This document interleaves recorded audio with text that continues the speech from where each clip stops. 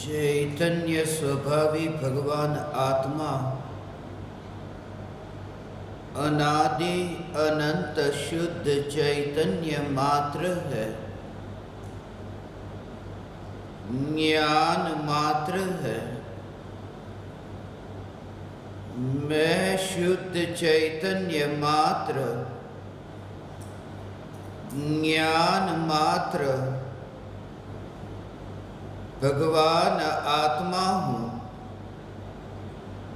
प्रति समय यह जागृति बनी रहे, इस जागृति का नाम धर्म है। देह की प्रत्येक क्रिया के काल में और विकल्पों के बहते प्रवाह के काल में ज्ञानी को प्रति समय यह जागृति रहती है कि मैं चैतन्य तत्व इस देह की किसी भी क्रिया में और विकल्पों के बहते प्रवाह में कहीं भी मिला नहीं हूँ। ऐसा शुद्ध चैतन्य तत्व मैं हूँ। प्रति समय स्वयं की शुद्ध चैतन्य सत्ता का बोध, आत्म जागृति ही धर्म है। चैतन्य तत्व की स्व संवेदन प्रत्यक्ष निर्विकल्प अनुभूति होते ही देह होने पर भी देहातीत दशा प्रकट होती है। इतना ही नहीं, विकल्प होने पर भी विकल्पातीत दशा प्रकट होती है। चैतन्य तत्व की निर्विकल्प अनुभूति होते ही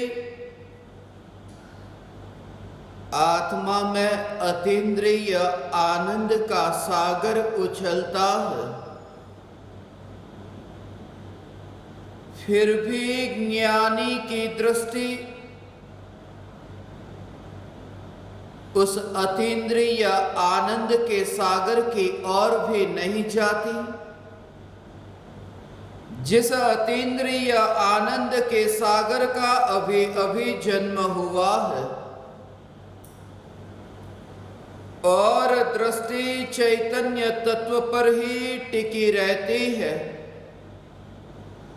जिस चैतन्य तत्व का कदापि जन्म नहीं हुआ। यह चैतन्य तत्व ही मैं हूँ। चैतन्य तत्व की निर्विकल्प अनुभूति होते ही ज्ञान दीपक प्रज्वलित होता है। ज्ञान दीपक प्रज्वलित होते ही ऐसी यथार्थ श्रद्धा होती है कि मैं त्रिकाल प्रज्वलित ज्ञान दीपक हूँ। चैतन्य ज्योति की सत्ता के अतिरिक्त देह रूपी मिट्टी और रागादि विकारी भाव रूपी धुएं में कहीं भी फैला नहीं हूँ। चैतन्य तत्व की निर्विकल्प अनुभूति होते ही ज्ञानी स्वयं को राख की दीवार का पड़ोसी मानता है और मोक्ष मार्ग का मुसाफिर जानता है।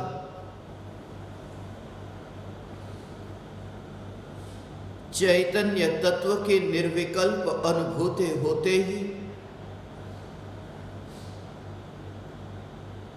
यह श्रद्धा होती है कि मैं त्रिकाल समयसार हूं। मैं त्रिकाल शुद्ध चैतन्य तत्व हूं मैं स्वयं ही साक्षात समयसार हूं। इसलिए भले ही तुमने यह सुना हो कि ज्ञानी समयसार को ताड़ के पान पर लिखते हैं, सत्य तो यह है कि ज्ञानी ने समयसार को ज्ञान की पर्याय में लिखा है। ज्ञान की पर्याय में ज्ञायक को जाना है।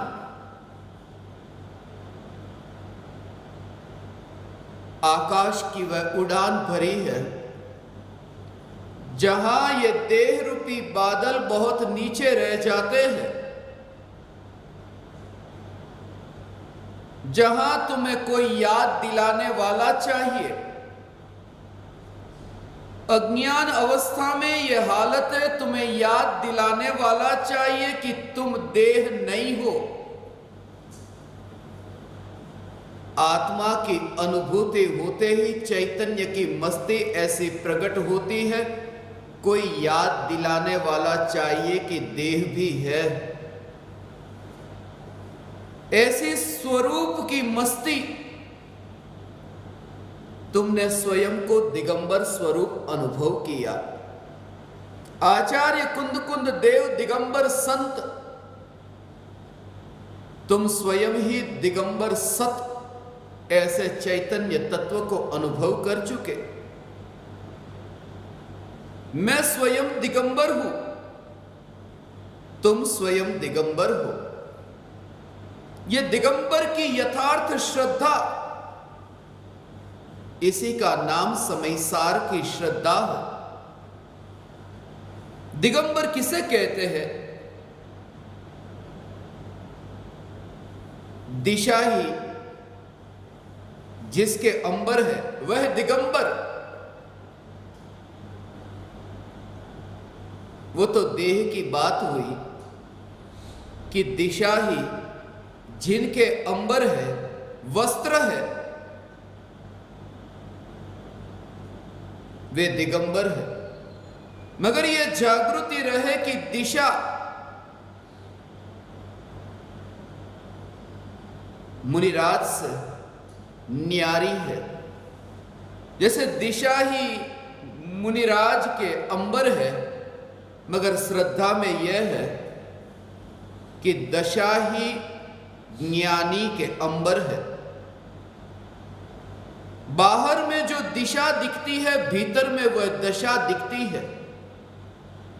जैसे यह दिखाई देता है कि वस्त्र मैं नहीं हूं, फिर वह दिशा के वस्त्र हो तो भी वह मैं नहीं हूं। ऐसे ही भीतर में यह यथार्थ प्रतीति, यथार्थ श्रद्धा की दशा, पर्याय, अवस्था, स्थिति, हालत, ये जो पल पल पलटते, ये परिणाम, ये पल पल पलटती, ये परिणति, ये पल पल पलटती, ये पर्याय ही मेरा वस्त्र है। मगर यह जागृति रहे कि मैं वस्त्र स्वरूप नहीं, वस्त्र है मगर मैं वस्त्र नहीं। ज्ञानी को ऐसी जागृति की पर्याय है मगर मैं पर्याय नहीं, मैं पर्याय से न्यारा चैतन्य तत्व हूं। ऐसी यथार्थ श्रद्धा, पर्याय को ऐसे अत्यंत दूर से देखने वाली दृष्टि, उस दृष्टि का नाम ही द्रव्य दृष्टि है। और वह चैतन्य तत्व जो दृष्टि में आया, यह चैतन्य तत्व ही दृष्टि का विषय है। पलटना होता है, पर्याय का परिणमन होता है, मगर पलटते प्रवाह में तुम सत्ता का अनुभव करते हो। जैसे तुम देखते हो कुम्हार का चाक पलटता है, मगर चाक में मध्य में वो जो धुरी है वो स्थिर है, वो पलटती नहीं। ऐसे ही तुम स्वयं को अनुभव करोगे, जगत का परिणमन और आत्मा की पर्यायों का परिणमन। तुम यह अनुभव करोगे ये शरीर के परमाणु के हिलने डोलने की क्रिया में, जैसे ये कुम्हार का चाक घूम रहा है।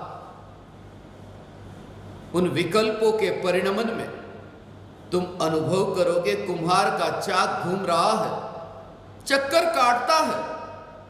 यह विकल्प से ही संसार का चक्र बढ़ा है। ये विकल्पों का चक्र है।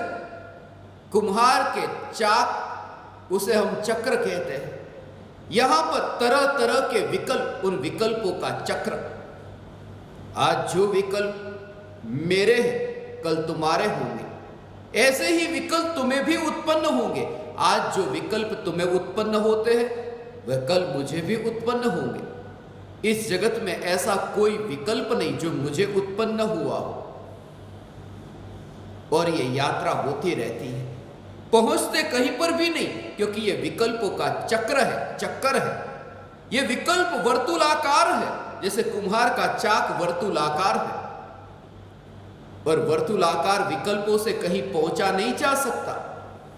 वर्तुलाकार घूमने वाले ये सूरज और चांद कहीं पहुंचते नहीं। गति तो करते हैं, प्रति समय घूमते ही रहते हैं, मगर पहुंचते कहीं नहीं। ऐसे ही ये विकल्प वर्तुलाकार, पहुंचना कहीं पर भी नहीं होता, मगर उन पलटते हुए विकल्पों में उस सत्ता की जागृति, इस जागृति का नाम धर्म है। प्रति समय यह जागृति, जिन्होंने इस सत्य को जाना है, उन्होंने यह जाना है कि बस जो भी आता है वह आने के लिए नहीं आता, जाने के लिए आता है। जिन्होंने जाना, उन्होंने यह जाना कि यहां से जाना है, मगर यहां से जाने पर भी मैं तो अपने जान पने के बाहर नहीं जाने वाला। ऐसा चैतन्य परमात्मा हूं। वो सत्ता के भीतर जाकर के सत्ता की स्पर्शना हुई। यही तो वजह है कि ज्ञानी को आकाश के प्रदेशों से कोई लेना देना नहीं। यही तो वजह है ज्ञानी को देह के परमाणु से कोई लेना देना नहीं। परमाणु आते हैं रोटी के टुकड़े को, आज जैसे तुमने मुंह में डाला, अभी ये शरीर का अंग बना, और फिर ये शरीर का अंग, ये रोटी का टुकड़ा फिर शरीर में से बाहर गया। ये आना और जाना तो होता है, ये परमाणुओं का मिलना और बिछुड़ना तो होता है, मगर वह सत्ता की जागृति नहीं छूटती। इसी से मैं कहता हूं कि आना तो होता है, जाना होता है, जाने के लिए ही आना होता है। ये सत्ता की जागृति। यहां पर कौन सी ट्रेन ठहरने के लिए स्टेशन पर आती है? सदा काल ठहरने के लिए मैंने एक भी ट्रेन को रेलवे स्टेशन पर नहीं देखा। ट्रेन आती ही इसलिए है क्योंकि ट्रेन को जाना है, मगर महत्वपूर्ण बात यह है स्टेशन को जाना नहीं है, क्योंकि स्टेशन कहीं से आया नहीं है। ऐसी ही ये चैतन्य सत्ता जो आई नहीं इसलिए जाती नहीं, ये है, ये मैं हूं। ऐसा अनुभव होते ही तुम देहातीत होते हो, देह होने पर भी। प्रत्येक क्रिया के काल में यह जागृति, जैसे ही चैतन्य तत्व की अनुभूति होती है, दृष्टि का विषय यह चैतन्य परमात्मा, जहां देखते हो वहां परमात्मा ही दिखाई देता है। इसलिए तो कहता हूं प्रत्येक ज्ञेय के ज्ञान में, जानने में आने के काल में ज्ञेय नई ज्ञान की अनुभूति होती है। वहां तुम्हारी दृष्टि वहीं पर ही जाती है। यह ज्ञान की सत्ता है और तुम स्वयं को त्रिकाल स्वयं सुरक्षित अनुभव करते हो। प्रति समय तुम्हारी यात्रा आगे की और यात्रा है। दृष्टि सम्यक होने का अर्थ यही है कि अब वो पीछे लौट करके आने वाला नहीं। पीछे लौट करके आए, समझना उसकी दृष्टि अभी खुली नहीं। यह दृष्टि ही ऐसी है जो खुलने पर आगे की और यात्रा होती है। और आज आप ज्ञान दीपकों को मैं ये कहूं, एक समय के लिए भी तुम्हें निराश नहीं होना। आज से तुम्हारी मंगल यात्रा प्रारंभ हुई है। तुम्हें निर्विकल्प अनुभूति की यह यात्रा आज से जो तुम्हारी प्रारंभ हुई, तुम स्वयं को देखोगे ऐसे ही जैसे आकाश में तुम मिट्टी के उड़ते हुए परमाणु को देखते हो। तूफान आया, बवंडर में देखते हो कैसा ये परमाणु का उड़ना होता है। पत्ते भी उड़ते हैं, मिट्टी भी उड़ती है, ऐसे ही तुम देह के परमाणुओं को देख सको। ऐसे ही तुम ये शरीर के परमाणु के हिलने डोलने की क्रिया में तुम देख सको। और आकाश की सत्ता डोलती नहीं, भले ही वह पत्ता उड़ता हो मगर आकाश नहीं उड़ रहा, ऐसे ही तुम चैतन्य की सत्ता को स्थिर अनुभव कर सको। ये स्थिरता की अनुभूति आज से तुम्हारी ये मंगलमय यात्रा, ज्ञान दीपक प्रज्वलन की यात्रा, दृष्टि का विषय वो तुम्हारी दृष्टि में आए। वह तो सदा काल है, वह तो सदा काल दर्शन देने को तैयार है। सिर्फ तुम्हारी दृष्टि नहीं खुली, आंख बहुत बार खुली, दृष्टि नहीं खुली। एक बार दृष्टि खोले फिर तुम्हें भूतकाल के दुखों से वो रोना न होगा। मैंने अनंत दुख भोगा है निगोद में, मैंने कल बहुत कष्ट सहा है, कल मेरी हालत बहुत गंभीर थी, मगर ज्ञानी का हर कदम आगे की ओर है। ज्ञानी आगे की ओर देखता है। वो तर्क, वो युक्ति, वो सोचता नहीं है, वो देखता है। इसलिए ज्ञानी भगवान आत्मा के बारे में सोचता है, इसलिए वह ज्ञानी नहीं, वह भगवान आत्मा को देखता है, इसलिए वह ज्ञानी है। और यही वजह है कि वे प्रति समय मोक्ष के मार्ग में अग्रसर है, क्योंकि वे देखते हैं। मैं जब भी इस शरीर की रचना को देखता हूं तभी मुझे यह लगता है कि हमारे मनुष्य के शरीर में यह जो आंख है वो आंख आगे की ओर है। यह शरीर में सबसे आगे की ओर आंख है, पीछे की ओर नहीं। यह शरीर की रचना हमें यह बताती है कि तुम आगे देखो, पीछे मत देखो। यह खोपड़ी जो पीछे है वहां पर आंखें नहीं है। खोपड़ी सोचने का काम करे मगर आंखें देखने का काम करती है। ज्ञानी सोचता नहीं कि मैं परमात्मा, वह देखता है मैं परमात्मा। और ये शरीर के अंगों के बारे में जब मैं विचार करता हूं, जब इस राख की दीवार को मैं, इस राख की दीवार की रचनाओं मैं देखता हूं, प्रत्येक इंद्रिय को तुम देखो, सिर्फ आंख ही नहीं, नाक भी आगे की ओर है, ये जीभ भी आगे की ओर है, ये कान भी है, वह आगे की ओर खुले हैं। यहां पर जो भी शरीर के अंग ये आगे की ओर, वो हमें ये बताते हैं कि तुम्हें ये मनुष्य का भव मिला, अब वो आगे की यात्रा के लिए मिला है, अब तुम आगे देखो। मैं तुमसे ये कहता हूं, आगे भी तुम्हारी यात्रा होगी, मगर आगे देखने से नहीं, भीतर में देखने से आगे की यात्रा सहज होगी। जगत में तुम्हें यात्रा करनी है तो आंख खोल करके आगे देखना पड़ता है, मगर यहां भीतर की यात्रा करनी तो तुम्हें अंदर यहां देखना होगा। चैतन्य यही है, यही है। मैं चैतन्य परमात्मा, मैं चैतन्य परमात्मा। तुम स्वयं को ऐसा अनुभव करोगे। मेरा फैलना वहीं तक है जहां ज्ञान का फैलना है। जब तुम ये अनुभव करते हो कि ज्ञान के बाहर मेरा कहीं फैलना नहीं है, तभी तुम ये अनुभव कर सकते हो कि मैं सिद्ध परमात्मा हूं। ज्ञान के बाहर जो फैलता नहीं है, अर्थात मैं देह में फैला नहीं हूं। ये देह के परमाणु, ये मिट्टी के पिंड का ये बंधन तुम देखते हो, मगर तुम ये देखते हो कि जहां मेरा फैलना है बस वहां ये देह के परमाणु नहीं, मेरा फैलना ज्ञान के प्रदेशों तक, और देह में मैं फैला नहीं हूं। जो देह में नहीं फैले हैं वे ही तो सिद्ध परमात्मा हैं। जिन्होंने चैतन्य की ये अनुभूति की, उन्होंने ये अनुभव किया कि मैं स्वयं सिद्ध हूं, क्योंकि मैं चैतन्य के बाहर फैला नहीं हूं। ये चैतन्य तत्व की अनुभूति, जैसे ही चैतन्य तत्व, ये चैतन्य, ये ज्ञान, ये चैतन्य, ये ज्ञान की सत्ता, ऐसे ही तो ज्ञानी निश्चिंत है। आचार्य कुंद देव वन विहारी संत निर्भय विचरण करते हैं।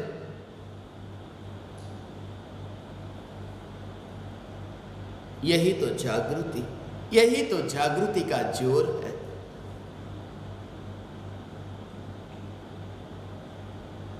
एक मक्खी भी तुम्हारे शरीर पर बैठती है, तुम उछल कूद करते हो, परमात्मा की पुकार सुनने बैठे। ये नाटक बंद करो कि परमात्मा की रुचि जगी।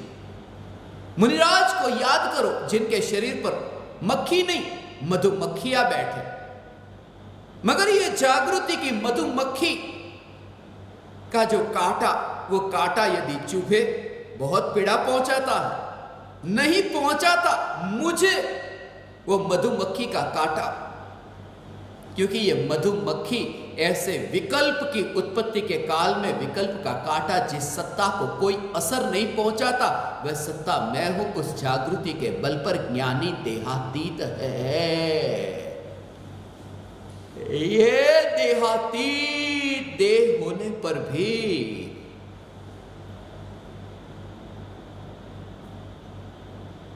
यह ऐसा, यही चैतन्य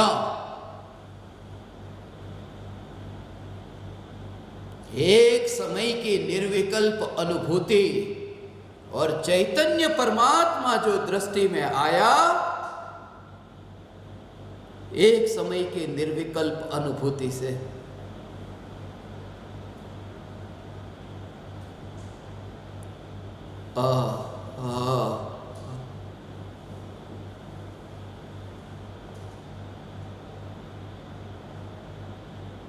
मौन हो गए तुम, कहने को अब क्या रहा। हर पल तुम्हें ये जागृति रहती है। ये शब्द जो बोले जा रहे हैं, लाख कोशिश करूं मैं बता नहीं सकता। ये शब्द स्वयं ही ये घोषणा करते हैं। इसलिए तुम एक नहीं अनंत ज्ञानियों की पुकार सुनो। पुकार से समझ में नहीं आएगा, इसका कारण ही यह है, यह कि अनुभूति होती है मौन अवस्था में, जहां वाणी नहीं होती, और पुकारती है वाणी जो अनुभूति के काल में मौजूद ही नहीं थी। इसलिए यह वाणी असमर्थ है। सिर्फ इतना हो सकता है कि यह सुनते सुनते तुम्हारे भीतर में ऐसा ही रस आने लगे, तुम्हारी पर्याय भी ऐसी रसपान करे उस त्रिकाल चैतन्य रस का, तुम्हारी पर्याय भी ऐसी लालायत हो उस त्रिकाल चैतन्य सत्ता की स्पर्शना को, और तुम सदा काल जागो। रात्रि में तुम सोते नहीं, फिर तुम हर पल तुम जागते हो। जागृति प्रकट हुई, यही पुकार भीतर से, तुम्हारे भीतर से। अभी तुम बाहर से सुनते हो, इसलिए इस पुकार का कोई महत्व नहीं।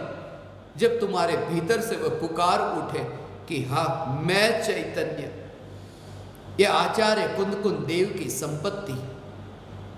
ये गिन रहे हैं हम समय सार की गाथाओं को। दूसरों की संपत्ति को गिनने से हम धनवान कैसे होंगे?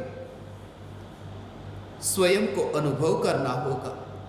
आज से जो ये सत्संग का शुभारंभ हुआ है, जैसा मैंने आपको सुबह कहा था,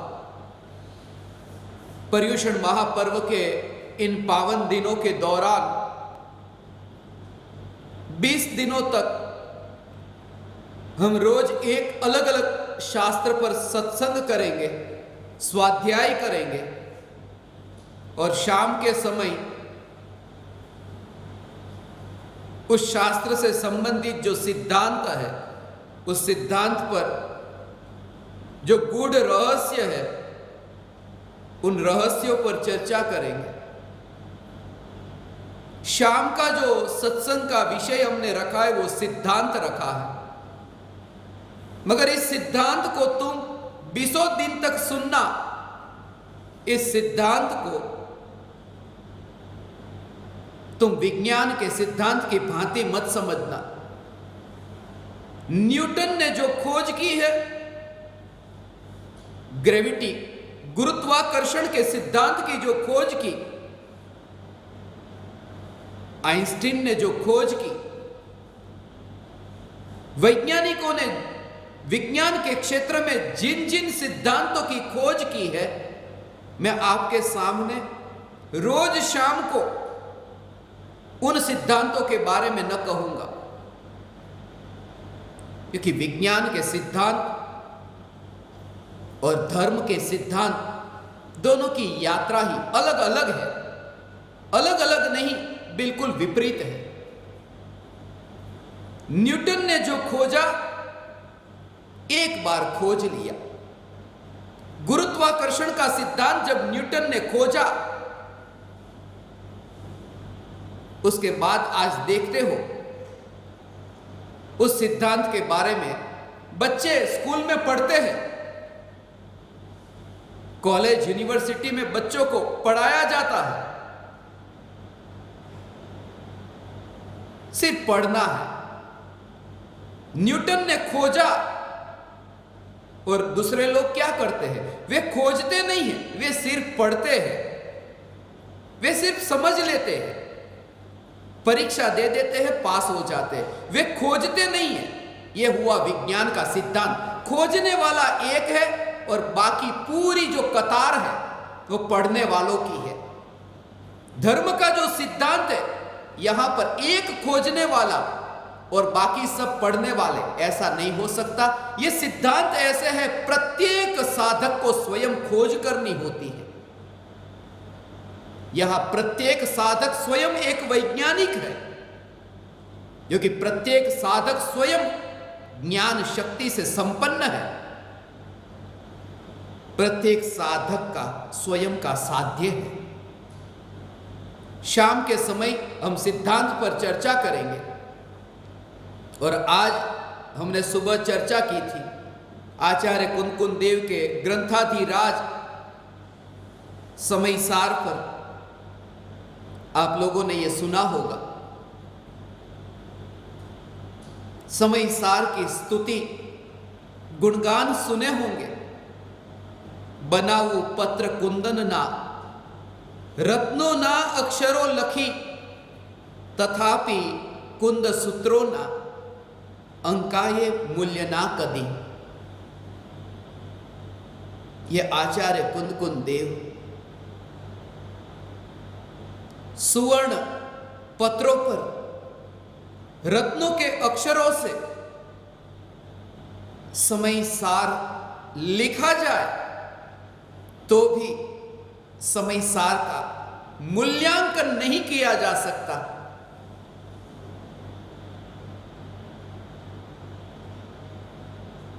और जब समय सार जो शास्त्र है, उस शास्त्र का मूल्यांकन नहीं किया जा सकता, फिर यह साक्षात समय सार का मूल्यांकन कैसे किया जा सकता है?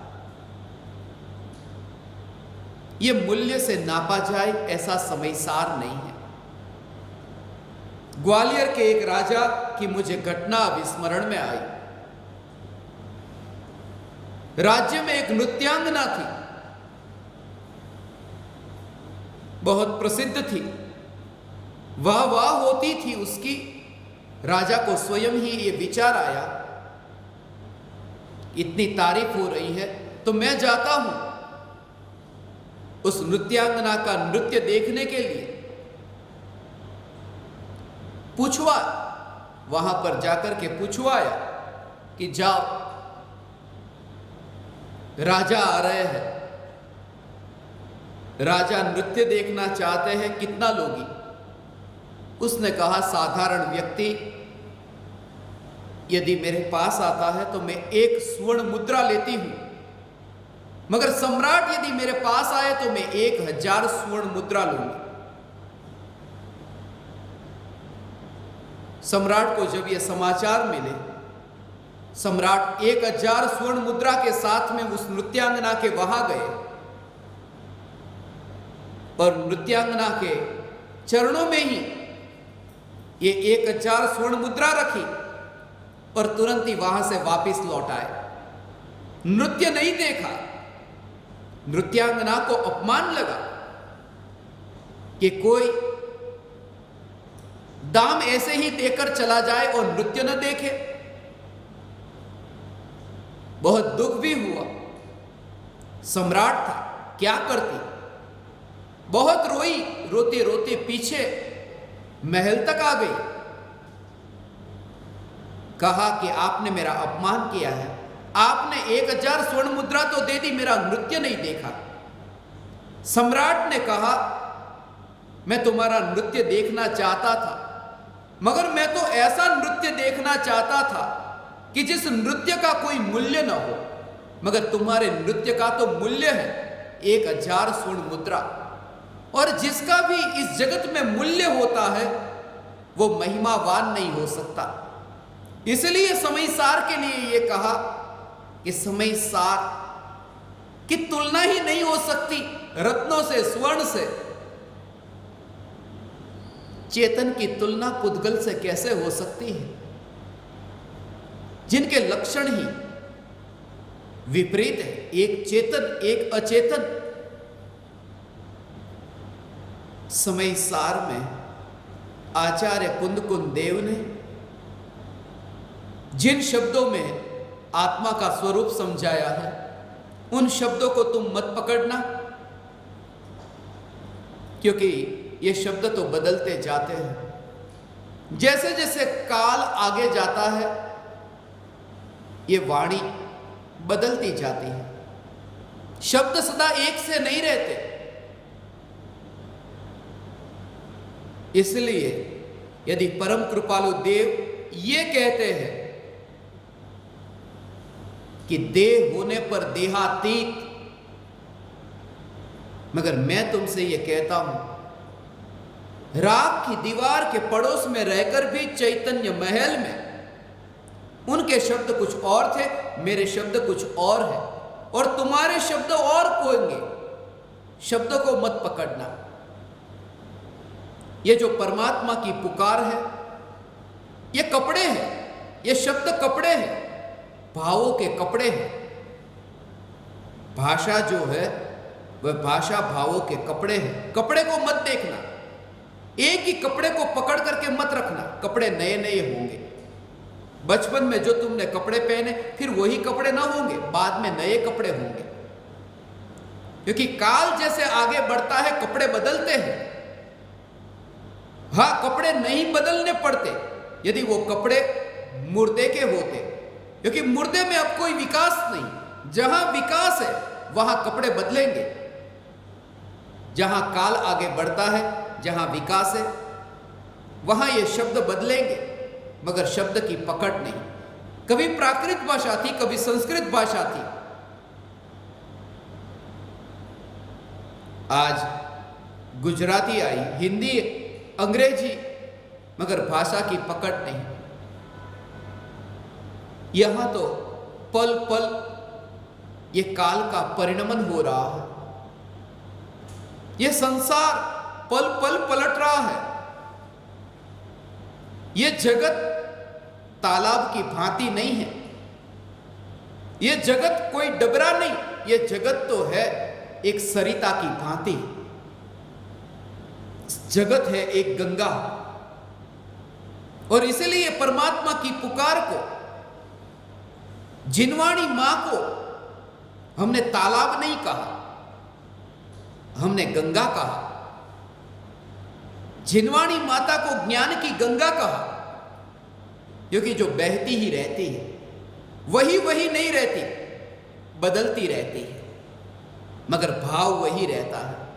नदी सदा एक सी नहीं रहती। कभी तुम देखते हो नदी को, इतनी जैसे पागल हुई हो नदी उछलती है, कभी शांत, ऐसा क्यों? मगर इन सभी अवस्थाओं के काल में वह नदी का पानी वह नदी का ही है। ज्ञानी को यह जागृति रहती है, यहां पर ज्ञान की गंगा बह रही है। किसी भी अवस्था के काल में ज्ञान की जो गंगा, वो सदा ज्ञान की गंगा ही रहती है। चैतन्य तत्व सदा काल दृष्टि में रहता है, भले ही पर्याय के साथ में ज्ञानी देखते हैं। ये समय सार का प्रतिपाद्य विषय है, दृष्टि का विषय, एकत्व का विषय, जिसमें ज्ञानी का एकत्व होता है। दृष्टि अर्थात एकत्व, अपनापन, अपनापन करने का विषय। किसमें अपनापन करना, किसे देखना, किसकी रुचि, किसमें एकत्व, मैंपना, कि यही मैं, बस उसी को कहते हैं दृष्टि का विषय। आंखों से देखना ऐसा नहीं, वही नजरिया कि कहां तुमने देखा है, वही। राख की दीवार का पड़ोसी में ये लिखा है, शादी से पहले वर वधू मिलते हैं, है बहुत कुछ वहां, मगर उनकी दृष्टि में, लड़के की दृष्टि में लड़की है, लड़की की दृष्टि में लड़का है। वो दृष्टि में, ज्ञान में भले ही सब कुछ आए, मगर दृष्टि में वही एक, ये दृष्टि। और यही तो कारण है कि ज्ञान में सारा जगत जानने में आता है, फिर भी केवली परमात्मा की दृष्टि में एकमात्र चैतन्य तत्व रहता है, वह दृष्टि का विषय।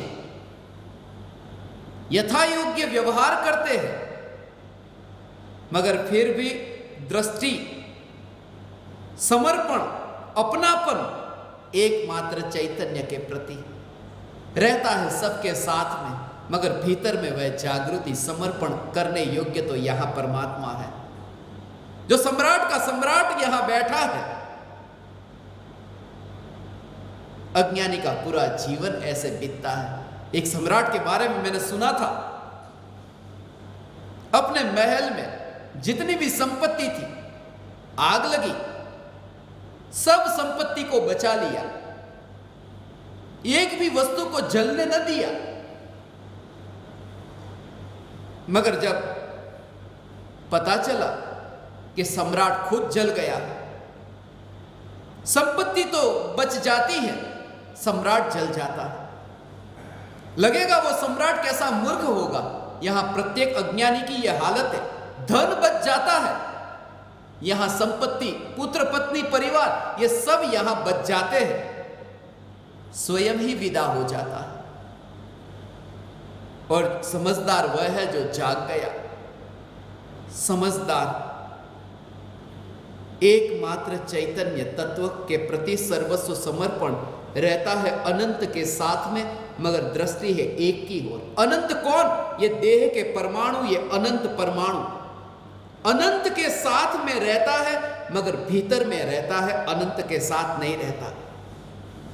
बारात आई है और लड़की को देखते हो, सबकी ओर देखती है, कौन कौन आए हैं, ध्यान जाता है, सबकी ओर ध्यान गया। लड़के के माता पिता भी वहां हैं, लड़के के माता पिता के पैर छूती है। वहां और भी परिवारजन हो, बुजुर्ग हो, उनके भी पैर छूती है। कैसा है उस लड़की का व्यवहार? सबके प्रति आदर भाव, सम्मान।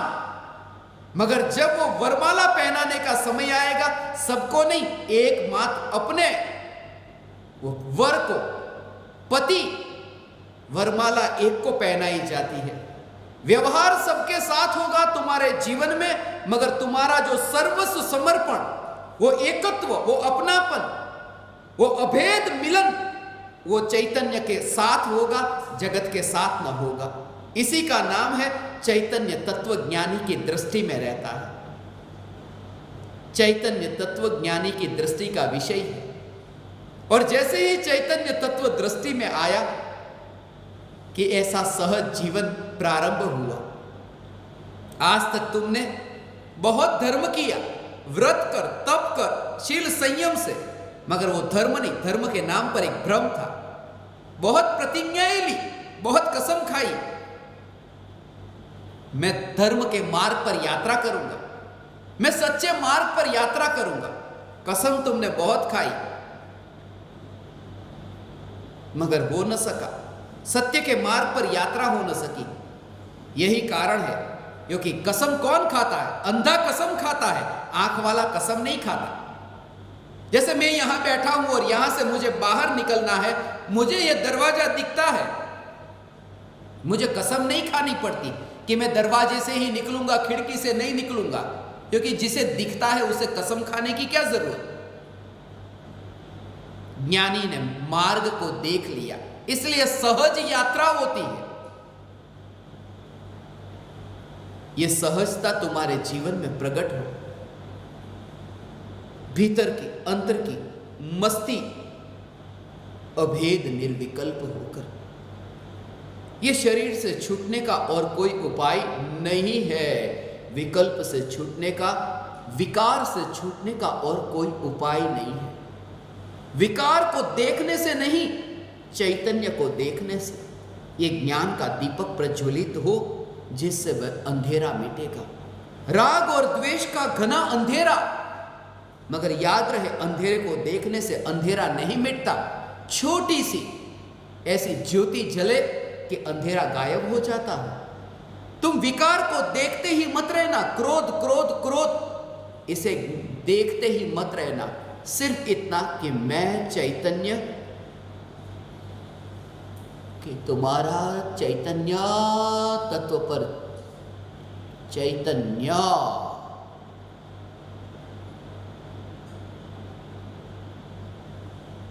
ऐसा है चैतन्य परमात्मा, मैं चैतन्य परमात्मा तत्व,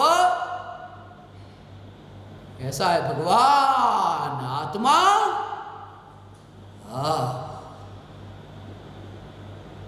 यही एकमात्र उपाय है। ध्यान की धधकती अग्नि अंतर में जलती है, चैतन्य तत्व की अनुभूति होते ही यही एकमात्र उपाय है ये मिट्टी से छूटने का। हो सोना है ना, सोना, वो सोना मिट्टी के साथ में मिला है।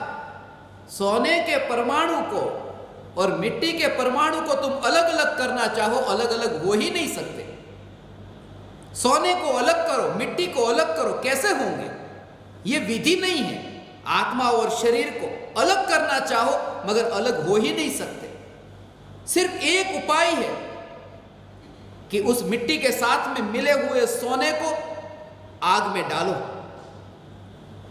जैसे ही वो सोना गर्म हो कि मिट्टी से अलग हो जाएगा, मिट्टी मिट्टी जल जाएगी। उस सोने को आग की जरूरत है, आग से वह सोना मिट्टी से न्यारा होगा। इसलिए कहता हूं ध्यान की धधकती अग्नि, ध्यान की अग्नि से यह आत्मा देह की मिट्टी से सहज अलग होता है। यही एकमात्र उपाय है शुद्धि का, विशुद्धि का, परम विशुद्धि का। यही एकमात्र उपाय है। दृष्टि का विषय चैतन्य तत्व। जैसे ही चैतन्य अनुभव में आया, ज्ञान अनुभव में आया कि यही परमात्मा, यह मैं। जैसे ही तुमने मिठास को चखा, फिर यह विकल्प न होगा कि शक्कर कहां है, शक्कर को लेकर आओ। मैंने तो अभी मिठास को चखा है, शक्कर कब चखूंगा? ये मिठास की अनुभूति में ही तुम शक्कर का अनुभव करते हो। सिर्फ ये विकल्प न रहे कि ये मिठास है, कि फिर वह अनुभव हुआ, वह शक्कर का अनुभव है। ज्ञान की अनुभूति हुई कि यही तो परमात्मा है, यही तो परमात्मा है। यह परमात्मा दृष्टि का विषय है। पर द्रव्य से सर्वथा भिन्न, अपनी पर्याय से कथनचित भिन्न, ऐसा जो भगवान आत्मा व दृष्टि का विषय है। देह से सर्वथा भिन्न कहा और राग द्वेष से कथनचित भिन्न कहा। राग द्वेष से सर्वथा भिन्न होता तो फिर संसार ही नहीं होता। राग द्वेष आत्मा की पर्याय होने से यह कहा कि राग द्वेष से कथनचित भिन्न है और देह की मिट्टी से सर्वथा भिन्न है। भले एक क्षेत्र पर है मगर फिर भी सर्वथा भिन्न है, क्योंकि पर द्रव्य की सत्ता है, अपनी सत्ता में नहीं है। जैसे ही चैतन्य तत्व दृष्टि में आया कि तुम्हारी अनादिकाल की जो आंख की बीमारी थी वो दूर हुई, दृष्टि की बीमारी दूर हुई। जिनकी आंख की बीमारी नहीं, अब आंख का ऑपरेशन हो गया, अब सब दिखता है उससे। इसलिए तो भले ही सब दिखता है मगर वह सब में उस एक को देखता है। एक के निषेध में सबका निषेध है, एक को पाने में सबको पा लिया, ऐसा है। डायबिटीज है, मैं रसगुल्ला न खाऊंगा मगर गुलाब जामुन खाऊंगा। मैं रसगुल्ला गुलाब जामुन न खाऊंगा मगर बर्फी तो खाऊंगा। नहीं, एक का निषेध कि सबका निषेध हो गया और एक का ग्रहण हुआ कि सबका ग्रहण हो गया। मैं ये कहना चाहता हूं, एक चैतन्य तत्व अनुभव में आया कि सब कुछ पा लिया। अब तुम ऐसे न मरोगे जैसे तुम जन्मे थे। वह दशा न्यारी होगी, काश तुम समझ सको इस दशा को।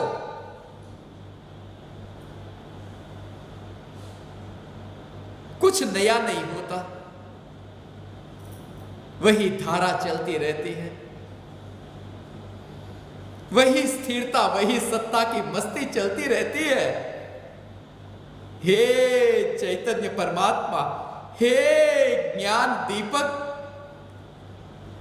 आज से तुम्हारी वह यात्रा शुरू हुई। तुम्हारी वह यात्रा शुरू हुई। आज से तुम मुक्त हुए। जिन्हें मैं ज्ञान दीपक कहता हूं उन्हें मैं मुक्त कहता हूं,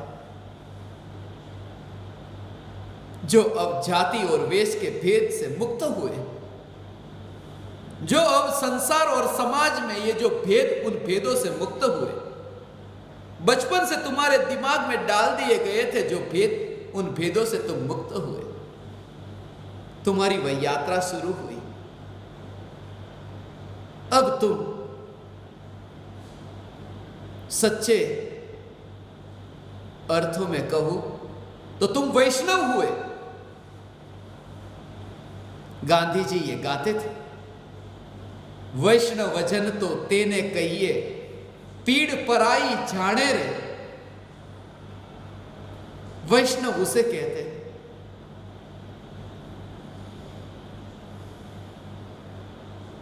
पीड़ पराई जाने रे। दूसरों की पीड़ा को जो जानते हैं वे वैष्णव है।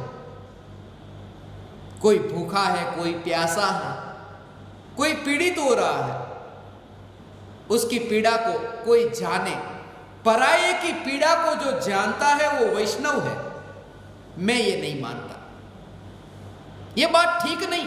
वैष्णव वो नहीं है जो पराये की पीड़ा को जानता हो। वैष्णव वह है जो पीड़ा को ही पराई जानता हो। जब शरीर में कोई पीड़ा हो, वेदना हो, तो ये जाने कि ये पीड़ा मेरा स्वरूप नहीं और ये पीड़ा पराई है और मैं चैतन्य जिसमें पीड़ा नहीं है। वैष्णवजन तो तेने कहिए, पीड़ पराई जाने रे। जो पीड़ा को पराई जानता है वह धर्मी है, वही परमात्मा है। तुम जागो। अभेद अनुभूति कुछ भी पता न होगा तुम्हें वहां क्या हो रहा है।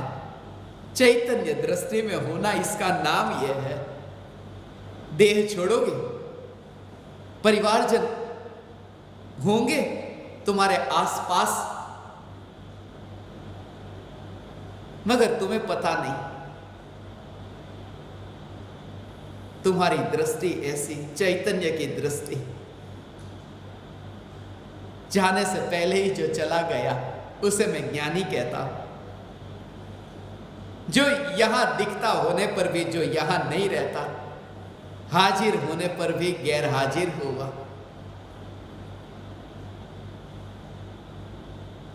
उसे ज्ञानी कहा। जो वहां नहीं पहुंचा, जो वहां पहुंचा ही नहीं, और इसका एकमात्र यही उपाय है। एक अपूर्व घटना घटित होती है कि तुम ज्ञेयों में जाए बिना ही तुम ज्ञेयों को अत्यंत दूर से देखते हो,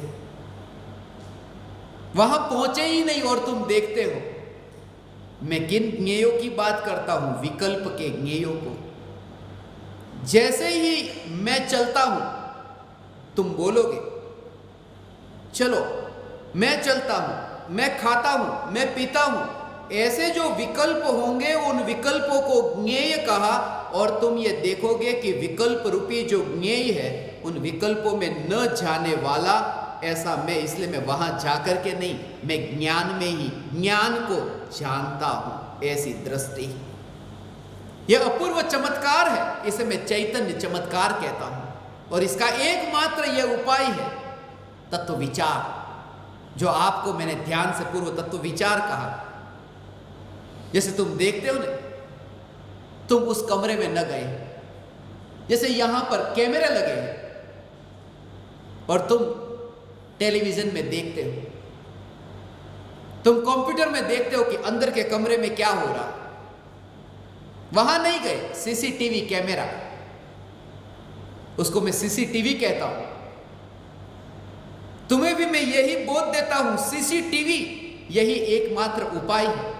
सीसी चैतन्य चमत्कार, और वह होगा तत्व विचार से। टीवी, सीसीटीवी चैतन्य चमत्कार तत्व विचार से होगा कि तुम ज्ञेयों में जाए बिना ही अपनी सत्ता में रहकर के ज्ञेयों को अत्यंत दूर से देख सकोगे, विकल्प को दूर से देख सकोगे।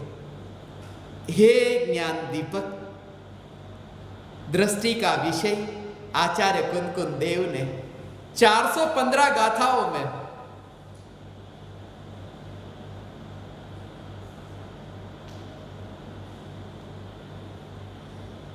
यही 415 गाथाओं में यही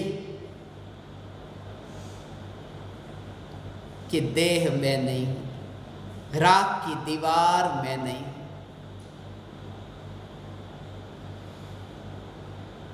ये परमाणु से बना हुआ, ये परमाणु का पिंड, ये मैं नहीं। 415 गाथा। आज सुबह सत्संग के बाद जब मैं यहां से उठा, परम कृपालु देव के सामने जब मैं हाथ जोड़ रहा था, यही विचार आया। जैसे आचार्य कुंदकुंद देव के मैं दर्शन करता हूं, 415 गाथा ऐसे ही मुझे दिखाई दी। 415 गाथा, 415 4 1 5, 4 में 1 जोड़ो तो 5 हो जाता है। 4 1 5।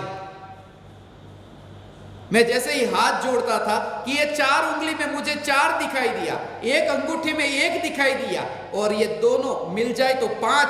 4 1 5, 415। जब मैं सुबह कुंदकुंद आचार्य को याद करके हाथ जोड़ रहा था कि 4 1 5, ये सबसे है, मगर एक तो वहां का समय सार, एक यहां का समय सार, ये दोनों समय सार का अभेद, ये बाहर की भक्ति हुई।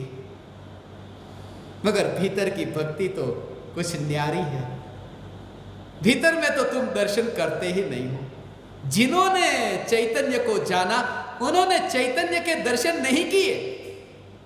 उन्होंने ये जाना कि दर्शन करने वाला मैं नहीं, मैं तो दर्शन देने वाला हूं। दर्शन करने वाली तो ये पर्याय है, जिस पर्याय में प्रतिबिंबित होने वाला जो कुछ भी नहीं करता वो है।